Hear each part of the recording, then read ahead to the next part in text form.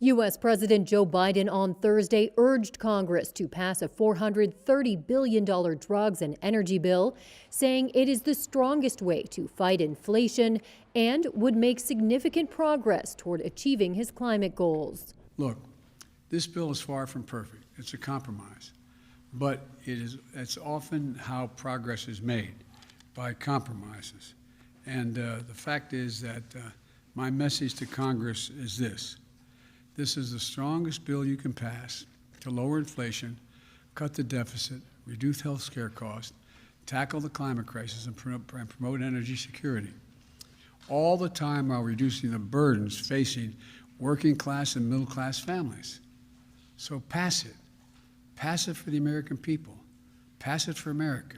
Democrats huddled on Thursday to weigh the bill after conservative Democrat Joe Manchin and Majority Leader Chuck Schumer agreed to a deal late Wednesday after months of negotiations. But with Congress's summer recess set to begin next week, Schumer faces a tight deadline to get the spending bill passed against a strong Republican opposition. You try to hide the truth. That's assuming he has all 50 Democrats on board. Democratic Senator Kyrsten Sinema, who, like Manchin, has blocked her party's legislative priorities in the past, has not weighed in on the proposal. The new deal includes a 15% corporate minimum tax to help finance new spending on energy, electric vehicle credits, and health insurance. It would allow Medicare to negotiate prescription drug prices and caps out-of-pocket costs for seniors at $2,000 per year. The bill will lower health care costs for millions of Americans. It will be the most important investment, not hyperbole, the most important investment we've ever made in our energy security and developing cost savings and job-creating clean energy solutions for the future. Top Senate Republican Mitch McConnell blasted the bill, calling it economically reckless at a time of soaring inflation. A reckless taxing and spending spree that will delight the far left and hammer working families even harder. But McConnell has few ways of stopping the bill if Schumer keeps his caucus united and healthy amid a spate of COVID-19 infections among senators. Getting the bill passed would be a win for Biden and could boost Democratic lawmakers' election prospects in November, giving them a better chance of retaining control of Congress. The bill will lower health care costs for millions of Americans. It will be the most important investment, not hyperbole, the most important investment we've ever made in our energy security. Experts, even some experts who have criticized my administration in the past, agree that this bill will reduce inflationary pressures on the economy. This bill will, in fact, reduce inflationary pressure on the economy. Now, let me be clear. This bill would be the most significant legislation in history to tackle the climate crisis and improve our energy security right away. It'll give us a tool to meet the climate goals that are set, that we've agreed to, by cutting emissions and accelerating clean energy, a huge step forward. Look, this bill is far from perfect. It's a compromise.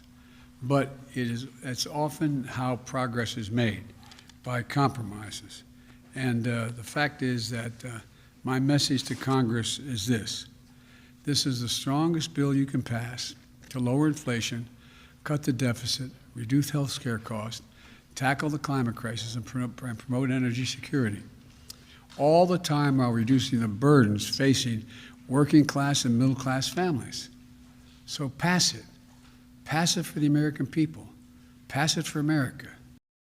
Chinese President Xi Jinping on Thursday warned U.S. President Joe Biden against playing with fire over Taiwan, as Beijing's concerns mounted over a possible visit by U.S. House Speaker Nancy Pelosi to the Chinese claimed island. In a phone call that lasted over 2 hours, Chinese state media said Xi told Biden that the United States should abide by the One China principle and stressed that China firmly opposed Taiwanese independence and interference of external forces. Chinese state media quoted Xi as telling Biden, quote, "Those who play with fire will only get burnt. We hope the U.S. side can see this clearly." According to a White House statement, Biden told Xi that U.S. policy on Taiwan had not changed and that the United States strongly opposed unilateral efforts to change the status quo or undermine peace and stability across the Taiwan Strait. Beijing has issued escalating warnings about repercussions should Pelosi, a Democrat like Biden, visit Taiwan, which says it is facing increasing Chinese military and economic threats. A visit by the House Speaker would be a dramatic, though not unprecedented, show of U.S. support for the island. The last time a Speaker of the U.S. House visited Taiwan was in 1997, and as a co-equal branch of government, the U.S. executive has little control over congressional travel.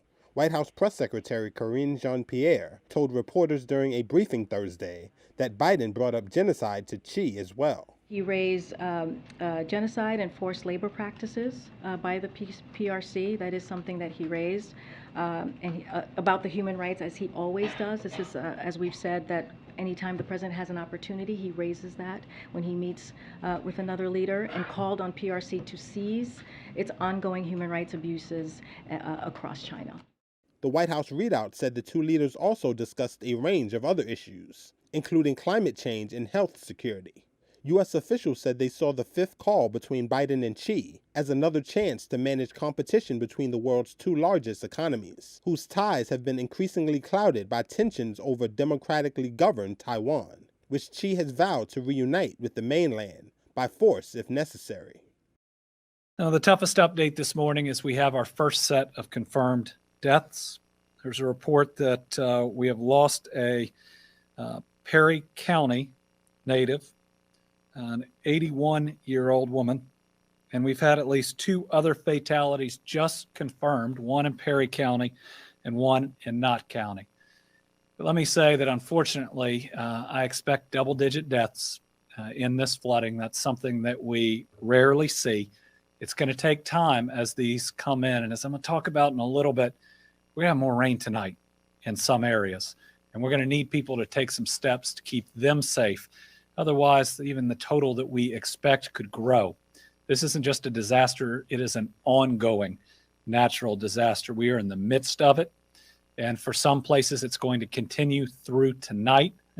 We hope not to continue too far after that, though there are possibilities of rain that continue.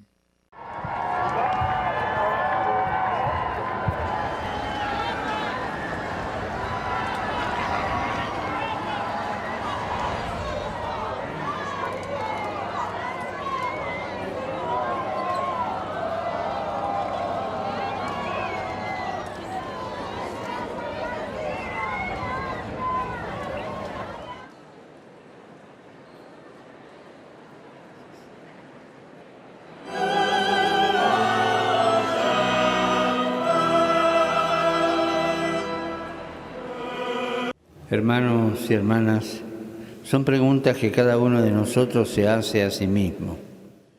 Brothers and sisters, these are the burning questions that this pilgrim church in Canada is asking, with heartfelt sorrow, on its difficult and demanding journey of healing and reconciliation, in confronting the scandal of evil in the body of Christ wounded in the flesh of our indigenous brothers and sisters. We too have experienced deep dismay. We too feel the burden of failure.